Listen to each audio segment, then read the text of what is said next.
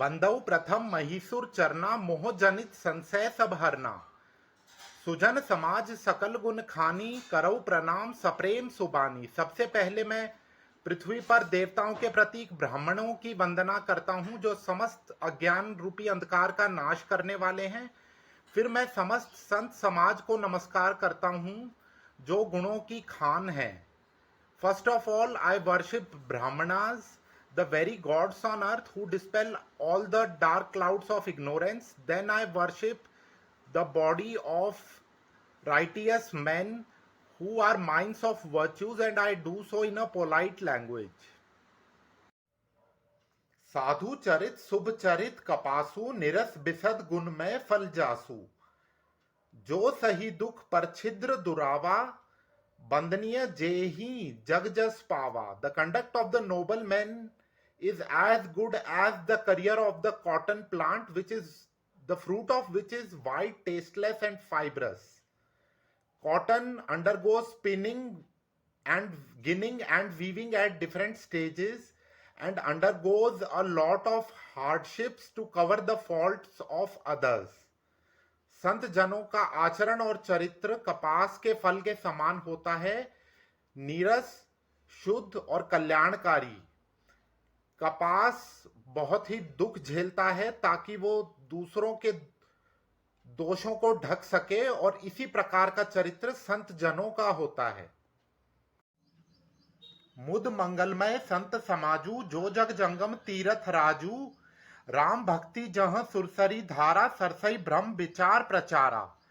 संतों का समाज इस जगत में बहुत कल्याणकारी है जो तीर्थ प्रयागराज के समान है, जहां पर राम भक्ति रूपी गंगा जी की धारा बहती है और साथ ही उसका मिलन ब्रह्म विचार से परिपूर्ण सरस्वती जी से होता है। The company of holy saints in this world is full of bliss and blessings and represents the holy place of Prayagraj, where the holy river of Ganga meets the river Saraswati, and Ganga represents the devotion towards Lord Shri Ram and Saraswati ji represents the meditation upon the absolute form of God. विधि निषेध में कलिमल हरनी करम कथा अभिनंदनी बरनी हरिहर कथा विराजती बेनी सुनत सकल मुद मंगल देनी।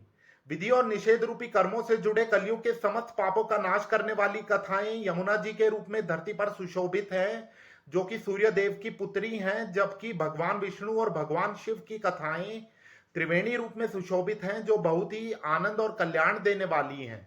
All the impurities associated with the age of Kalyug and linked to the karma of injunctions and interdictions are washed away by the stories of Yamuna ji, who is the daughter of the sun god, while the stories of Lord Vishnu and Lord Shiva represent the Triveni and bring a lot of joy and blessings to those who listen to them. बटु विश्वास अचल निज धर्मा तीरथ राज समाज सुकर्मा। सभी सुलभ सब दिन सब देसा सेवत सादर समन कलेसा। तीर्थ प्रयागराज रूपी संतों के समाज का धर्म में अटल विश्वास है और शुभ कर्म ही संतों का समाज है। धर्म सब लोगों को सब जगह सब समय आसानी से उपलब्ध है और धर्म का आदर पूर्वक पालन करने से समस्त पापों का नाश होता है। The creed of noble man have unswerving faith in dharma and good deeds form their very society. Dharma is available equally and easily to all at all places at all times, and following dharma with reverence puts all ills to rest. अकथ अलौकिक तीरथ राव देह सद्य फल प्रगट प्रभाव। संतों का समाज अलौकिक एवं अकथनीय है। धर्म का फल तत्काल है और उसका प्रभाव भी प्रत्यक्ष है।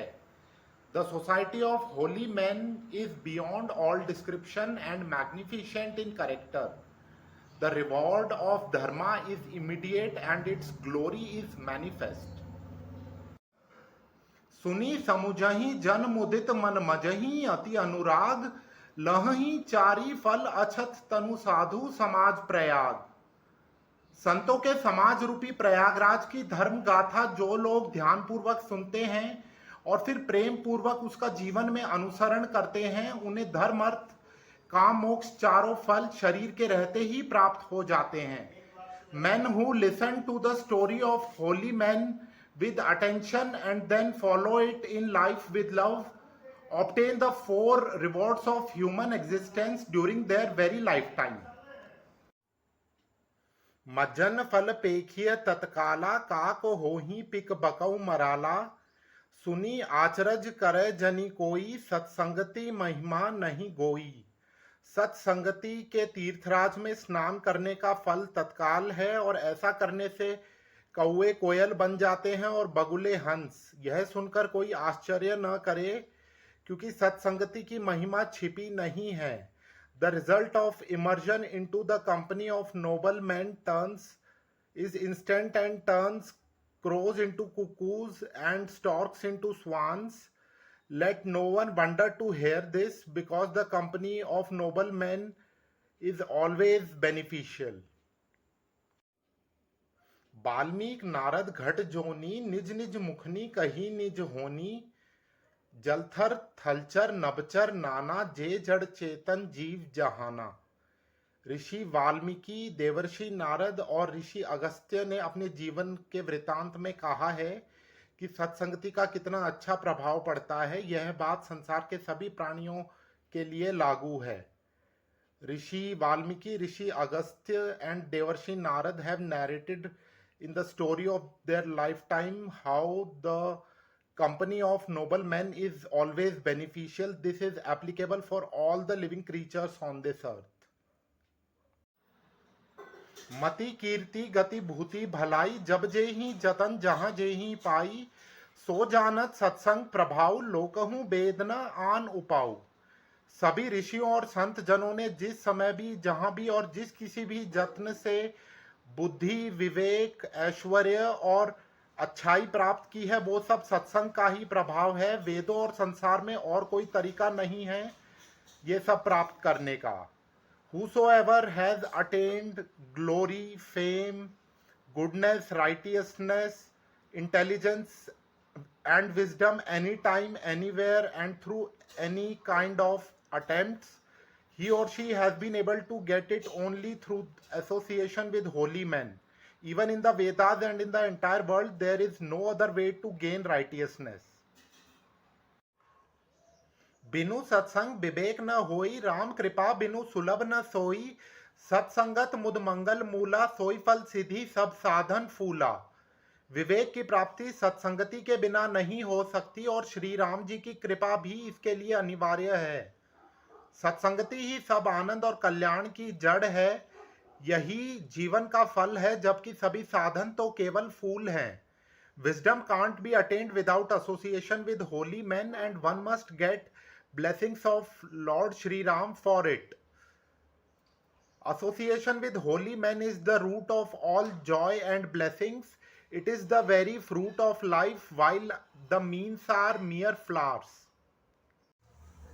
सठ सुधरही सत्संगति पाई पारस परस कुधात सुहाई विधिवत सुजन कुसंगत परही फनी मनी समनिज गुण अनुसरही। Bad men become good in the company of good men just the way iron turns into gold upon touch with the philosopher's stone.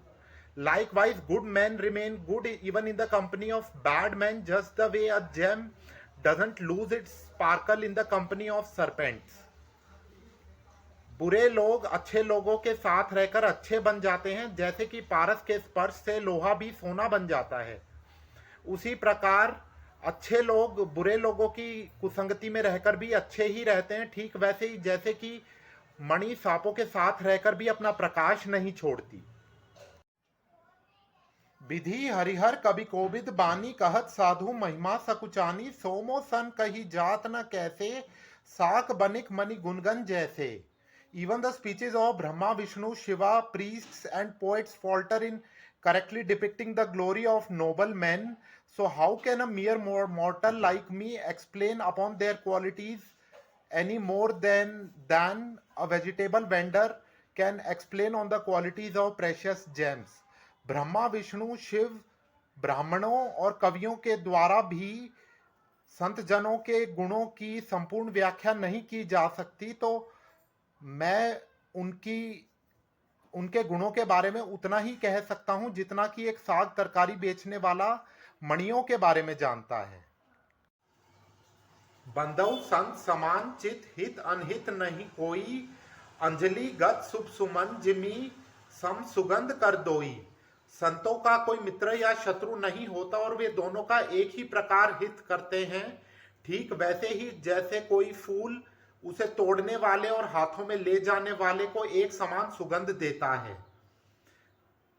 Saints have no friends or enemies and they ensure the welfare of both of them equally, just like a flower gives equal fragrance to the one who plucks it and the one who carries it.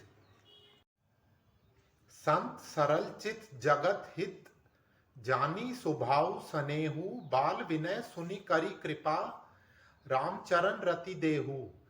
संत सरल हृदय वाले और जगत के हितकारी होते हैं। उनके इस स्वभाव और स्नेह को जानकर मैं उनसे बाल विनय करता हूं कि वे मुझे श्री राम प्रभु के श्री चरणों में स्थान दें। Saints are noble hearted and always wish good for the world. I pray to them to bless me a place in the lotus feet of Lord Shri Ram.